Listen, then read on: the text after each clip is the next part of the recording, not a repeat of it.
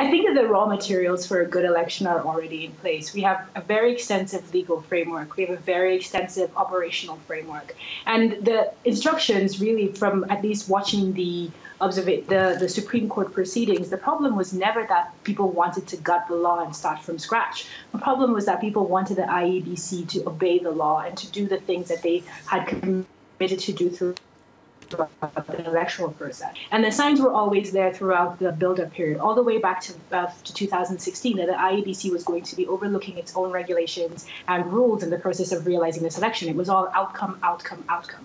And what we're seeing right now in Kenya is that people want more than just outcome. They want credible. They want free, fair, and credible. It's not just about avoiding violence. It's about giving people the election that they were promised in the legal system.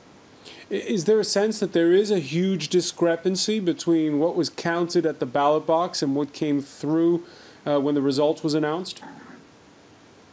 I think that for people who are paying attention, it is actually very tough. So I was tracking the numbers of rejected votes, for example, throughout the tallying process.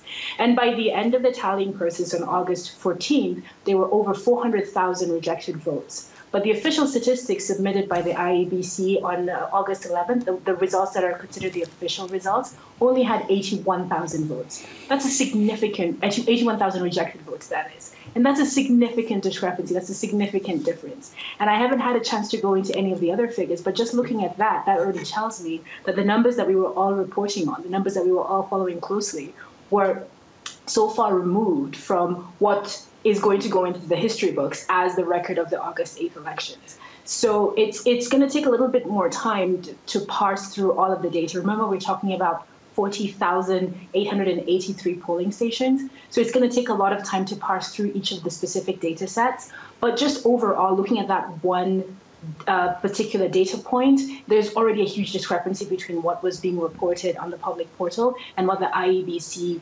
submitted as an official result. Wow.